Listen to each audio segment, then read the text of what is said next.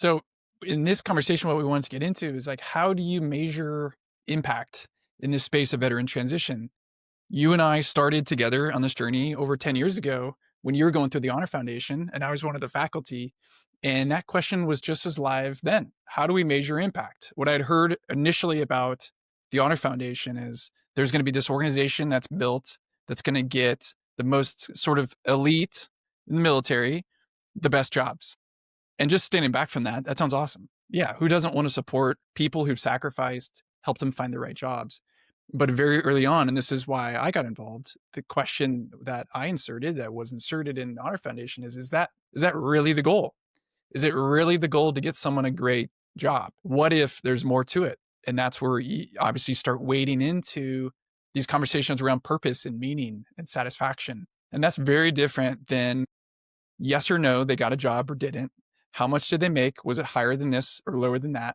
Those are really simple ways to measure impact, but they don't tell the full story. So maybe take me back. You've obviously went through this yourself as a participant.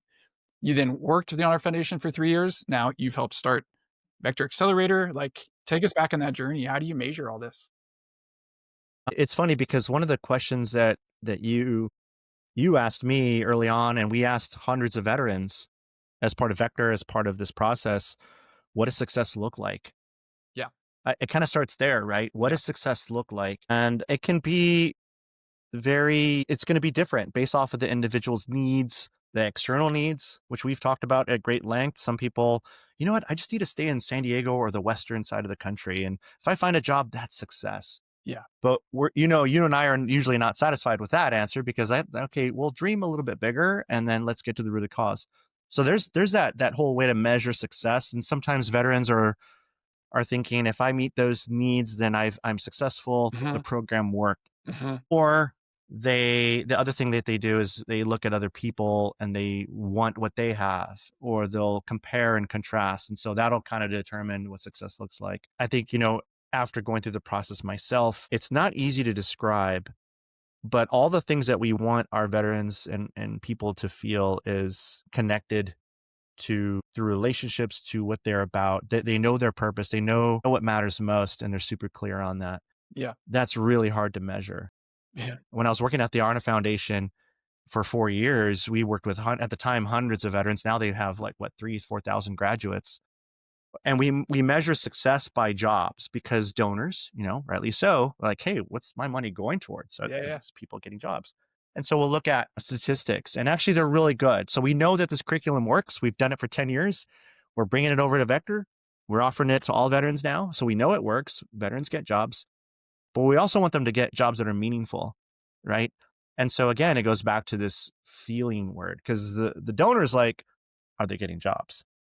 But I want to know, are you happy in your job, Yeah. right? So there's that question. Yeah. And so it's really hard to measure. So I think it's really important, and I'm glad we're working with Dr. Evie, right? And we're going to get to that in a little bit. But inside the Honor Foundation, we started asking the question, hey, how would you rate your confidence level on day one of the Honor Foundation as far as finding a career or finding fulfillment?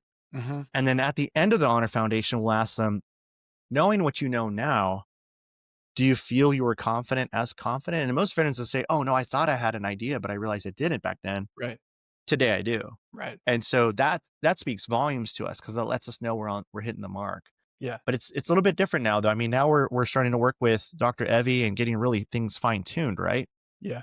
Yeah. And you were really good at the beginning of Vector Accelerator. This is 2, 3 years ago of doing research to figure out what are all of the veteran service organizations doing to measure veteran transition. And there's a piece of that now in the way that we assess impact for Vector. Like there's pieces of, I think if I'm remembering right, resilience, life satisfaction, and then hope is the particular thing that Evie brings. Again, we're going to get into that. It talks about like the landscape out there and what we've heard, what we've learned.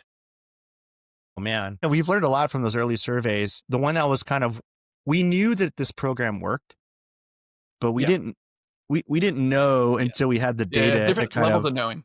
yeah. Yeah. There's a feeling of I'm getting a sense that when I'm reading the comments and I'm seeing the students go through, there's a sense of clarity happening. But to actually see it on paper and actually see the numbers, and And then I think we started capturing some of the testimonials on video. When I saw those first testimonials, dude, it's so rewarding to see veterans find this new sense of moving forward with purpose and intentionality that they just clearly didn't have before taking the course. That's what's Yeah. really been neat. Yeah. Yeah. Yeah. And as we are, I think, continue to work more and more with veterans, we, I guess, as we measure what success is, we're allowing them to inform for the next person what success is. As they're getting clarity about purpose and their identity, as they're getting clear about their career, that's actually giving us more insight to the gaps maybe that are missing in the program that we have, but also ways to kind of like, I don't know, turn up the dial of certain conversations to have. Because the people that then find their way, find the career that's meaningful, find the community that matters, that does inform and shape how we do things in the current kind of state. So one of the questions I think as we interface a lot with different veteran service organizations, and by the way, that's one of our primary ways of growth is we want to plug what we have into your organization. If you're listening, we love to partner. So we're not trying to create the end all be all. We're trying to partner with everybody. But what we continue to hear is like there's actually some mystery around how you measure. And you framed it earlier. Like there's donors who want a certain thing. There's whether that's an individual donor, corporation, foundation, everyone's kind of looking for things. And the lowest common denominator has been jobs. Yeah. And once you get beyond that, it gets fuzzy. So what we're wanting to share is how we have been going down this path with some people way smarter than you and I rallied around this and are figuring out how to measure the fluffy stuff, the intangible stuff, the feelings stuff, the gray stuff. Scott, here's an example. And I'll leave out the name. I'll change the name. I'll just call him Joe Jr., right?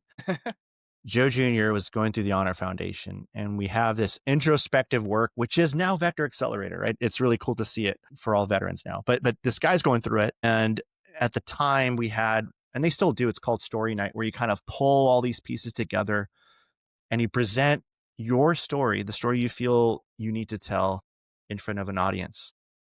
The audience are other fellow veterans, people that matter, people that care and want to see you succeed. It does feel like you're in a fishbowl, though. It feels like everybody's Yeah. looking at you. Yeah. So there's that piece. But Joe Jr. was preparing, and I remember he actually rehearsed it in front of the class 2 nights before.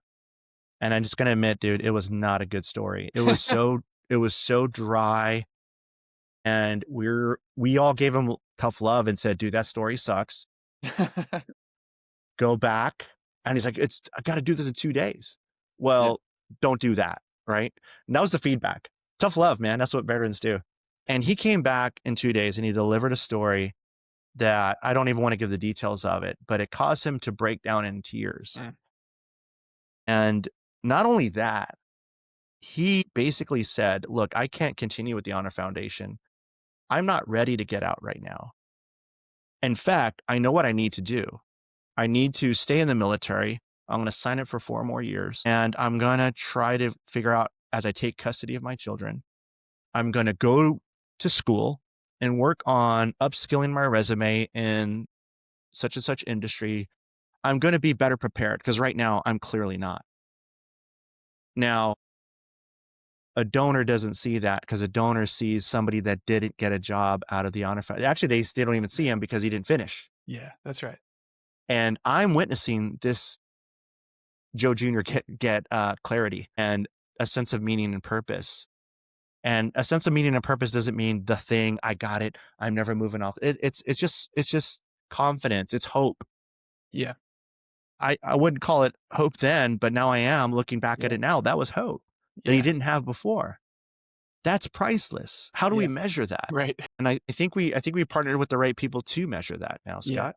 Yeah. So that's why soon, in 2 weeks, on September 29th, we're inviting anyone who wants to come hear from Dr. Evie Trevino, who is trained as a quantitative psychologist, which is a researcher she understands how to measure impact.